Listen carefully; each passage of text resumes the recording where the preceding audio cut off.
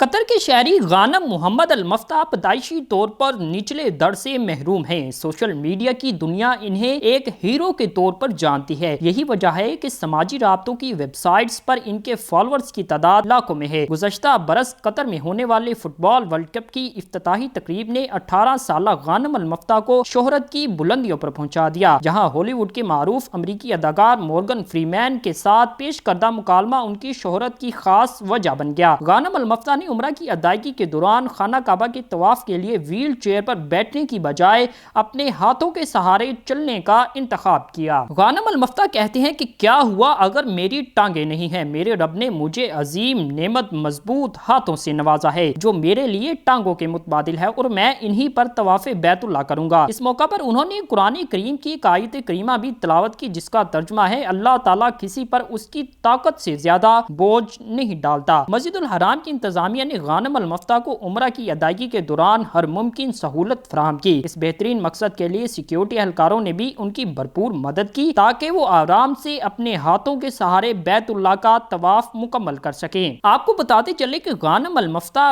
پیدائشی طور پر ایک نادر مرض کوارڈر ریٹریکشن سنڈروم میں مبتلا ہیں۔ دنیا بھر میں 25,000 افراد میں سے کوئی ایک اس مرض کا شکار ہو سکتا ہے، جس میں نومولود کے نچلے دڑ کی نشو نما نہیں ہوتی، اور اس نایاب بیماری کی وجہ سے اپنی ہڈیوں کا ایک بڑا حصہ کھونے کے بعد غانم المفتاح آدھے جسم کے ساتھ زندگی بسر کر رہے ہیں، اور نچلے اعضاء کی بغیر زندگی جاری رکھنے کے لیے اپنے ہاتھوں کا استعمال کرتے ہوئے ویل چیئر پر نقل و حرکت کرتے ہیں۔ انہوں نے تعلیم حاصل کی، محنت کی، اور آگے بڑھتے ہوئے قطری معاشرے میں سرگرم لوگوں میں سے ایک بن گئے ہیں۔ غانم المفتاح نے ریاست قطر کی خیر سگالی سفیر کے طور پر خدمات سر انجام دی۔ وہ بہت سی کتابیں بھی تحریر کر چکے ہیں۔